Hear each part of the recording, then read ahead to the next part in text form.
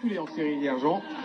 Oui, un petit peu bousculé, du mal à accélérer pour se replacer, où c'était des séries pièges, où seul le premier passait sur la finale, après c'était au temps. Et voilà, course assez tactique sur ce premier tour. On avait vu Léo Morgana, bon, on avait vu aussi le Marocain avec le dossard noir, le maillot noir, Samir Djama, faire une super performance. Donc Morgana en tête devant Djama. Et là, il se marche un petit peu dessus. Hein. Ça court pas, personne ne veut accélérer, personne ne veut prendre le dessus. Je pense que c'est peut-être l'erreur de Djama, parce que lui avait vraiment une bonne allure au train hier. Et quand ça va attaquer, bah, maintenant les cartes sont beaucoup plus distribuées.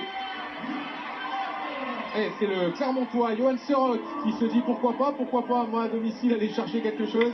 Ah ouais, comme il envoie de la course. Comme il voit que ça court pas, il dit j'ai peut-être un truc à tenter, il reste 200 mètres, je tente.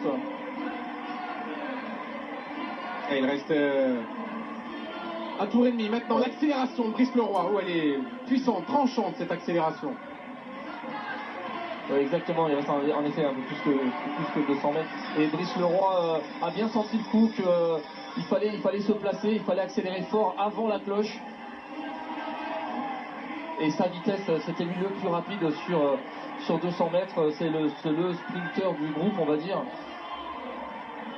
Et il va tenir et résister. Le Roi devant Morgana. Est-ce que Morgana va pouvoir revenir? Pas sûr, parce que le Roi est fort. Et non, le Roi sera le meilleur. Après 2013, c'était déjà ici à Aubière. Il va s'offrir un deuxième titre de champion de France, 101, 51, 67. Le chrono n'est pas important, c'est le titre qui compte. Belle victoire, intelligente, plein de placements, de tactiques, et puis surtout un super finish sur ces 200 derniers mètres. C'était le plus rapide au sprint. Le Roi devant Morgana et Renaudie. Voilà le podium de ce 800 mètres masculin. Et on retrouve Renaud, il a encore 2 minutes 53